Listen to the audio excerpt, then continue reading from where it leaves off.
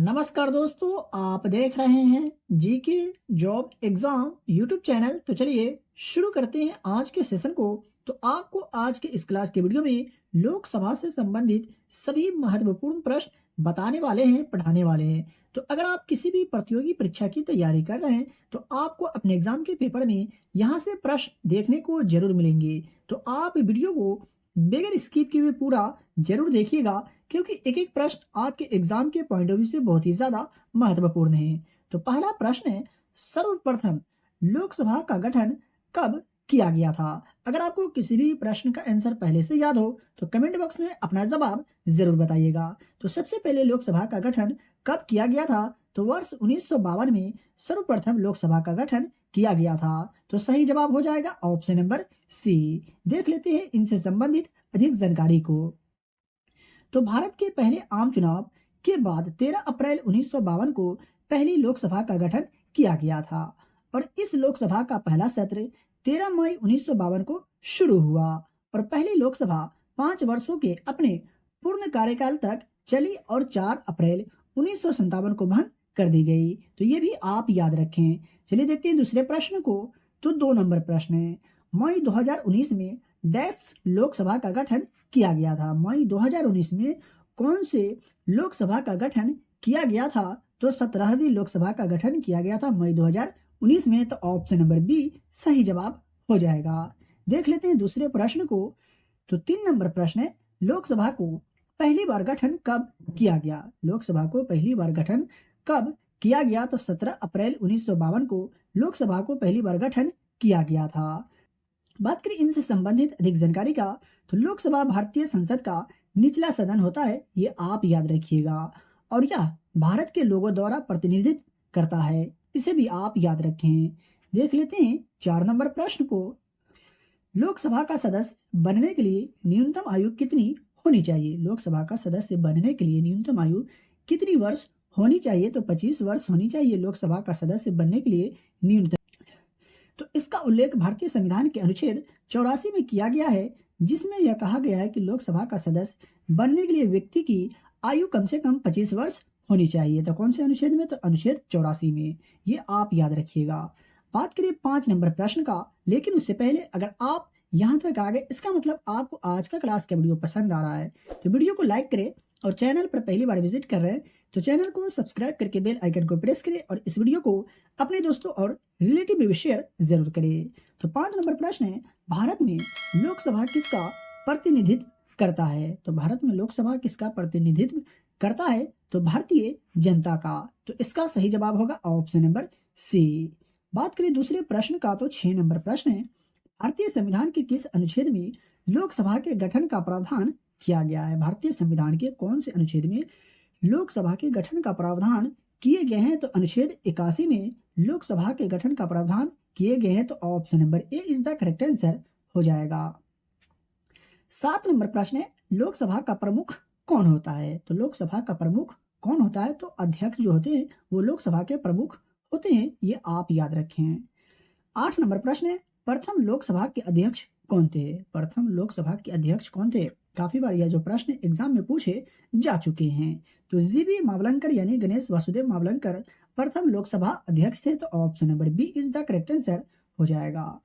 बात करें 9 नंबर प्रश्न का, तो जवाहरलाल नेहरू द्वारा लोकसभा के जनक की उपाधि किसे प्रदान की गई थी? तो जवाहरलाल नेहरू के द्वारा लोकसभा के जनक की उपाधि किसे प्रदान की गई थी? तो गणेश वासुदेव मावलंकर को जवाहरलाल नेहरू के द्वारा लोकसभा के जनक की उपाधि प्रदान की गई थी। तो ऑप्शन नंबर ए यहाँ पर बिल्कुल सही जवाब हो जाएगा।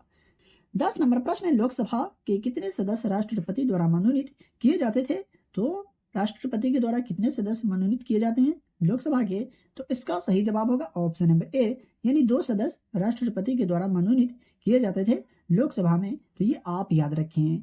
देख लेते हैं दूसरे प्रश्न को। तो 11 नंबर प्रश्न है, निम्नलिखित में से कौन सा अनुच्छेद लोकसभा में आंग्ल भारतीय समुदाय का प्रतिनिधित्व के बारे में बताता है? वो कौन सा अनुच्छेद? तो अनुच्छेद 331। तो इसका सही जवाब की अगर बात किया जाए तो option number A is the correct answer हो जाएगा।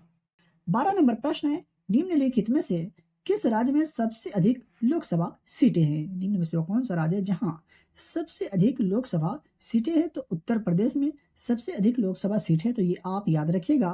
तो इसका सही जवाब हो जाएगा ऑप्शन नंबर डी।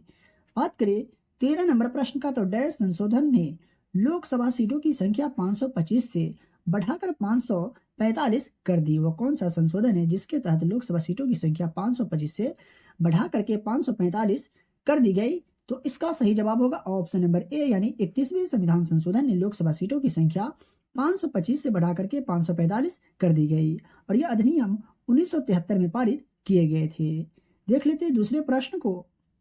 तो 14 नंबर प्रश्न है, आज तक लोकसभा के कितने आम चुनाव हुए हैं? आज तक लोकसभा के कितने आम चुनाव हुए हैं? तो 17। ठीक है, तो इसका सही जवाब होगा ऑप्शन नंबर बी। देख लेते हैं दूसरे प्रश्न को। तो 15 नंबर प्रश्न है, लोकसभा में केंद्र शासित प्रदेशों के प्रतिनिधियों की अधिकतम संख्या क्या हो सकती है? लोकसभा में केंद्र शासित प्रदेशों के प्रतिनिधियों की अधिकतम संख्या क्या हो सकती है? तो 20 हो सकती है। तो इसका सही जवाब होगा ऑप्शन नंबर ए। बात करें इनसे संबंधित अधिक जानकारी की, तो लोकसभा की अधिकतम 552 सदस्य हैं और 530 सदस्य राज्यों का प्रतिनिधित्व करने के लिए और 20 सदस्य केंद्र शासित प्रदेशों का प्रतिनिधित्व करने के लिए और 2 सदस्य राष्ट्रपति द्वारा एंग्लो इंडियन समुदाय से नामित किए जाने के लिए। ये सभी पॉइंट को आप याद रखिएगा, यहाँ से प्रश्न एग्जाम में पूछे जाते हैं। और वर्तमान में कितने हैं? तो 545, ये भी आप याद रखिएगा। देख लेते हैं दूसरे प्रश्न को। तो 16 नंबर प्रश्न है, लोकसभा में निम्नलिखित में से किस राज्य का दूसरा सर्वाधिक प्रतिनिधित्व है? कहने का मतलब ये हुआ कि लोकसभा में कौन सा राज्य है दूसरा जहां लोकसभा सीटें ज्यादा है, यानी दूसरे स्थान पर आता है, वह कौन सा राज्य है निम्न में से? ये आपसे पूछा जा रहा है। तो कौन सा राज्य है? तो महाराष्ट्र है। और फर्स्ट में कौन है? तो उत्तर प्रदेश है। ये आप याद रखिएगा। तो इसका सही जवाब होगा ऑप्शन नंबर बी। चलिए देखते हैं दूसरे प्रश्न को। तो 17 नंबर प्रश्न है, बिहार को लोकसभा में कितनी सीटें आवंटित है? यानी बिहार में लोकसभा की सीटें कितनी है? तो 40 है। तो इसका सही जवाब होगा ऑप्शन नंबर बी। आपको कमेंट बॉक्स में कमेंट करके ये बताना है कि बिहार विधानसभा में सीटों की संख्या कितनी है। 18 नंबर प्रश्न है, लोकसभा के सदस्यों का कार्यकाल कितने वर्ष का होता है? तो लोकसभा के सदस्यों का कार्यकाल कितने वर्षों का होता है? मैं आशा करता हूं कि इस प्रश्न का आंसर आपको जरूर याद होगा। तो 5 वर्ष का होता है लोकसभा के सदस्यों का कार्यकाल। देखते हैं 19 नंबर प्रश्न को। तो सामान्यतः एक वर्ष में लोकसभा के कितने सत्र आयोजित होते हैं? सामान्यतः एक वर्ष में लोकसभा के कितने सत्र आयोजित होते हैं?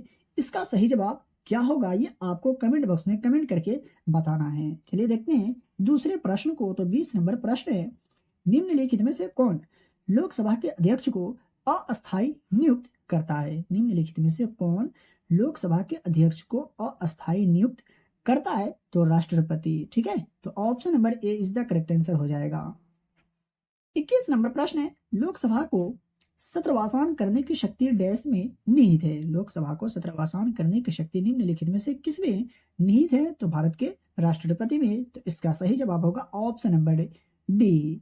बात करिए 22 नंबर प्रश्न का। तो लोकसभा की पहली महिला अध्यक्ष कौन थी? लोकसभा की पहली महिला अध्यक्ष निम्नलिखित में से कौन थी? तो मीरा कुमार लोकसभा की पहली महिला अध्यक्ष थी। तो इसका सही जवाब होगा ऑप्शन नंबर सी।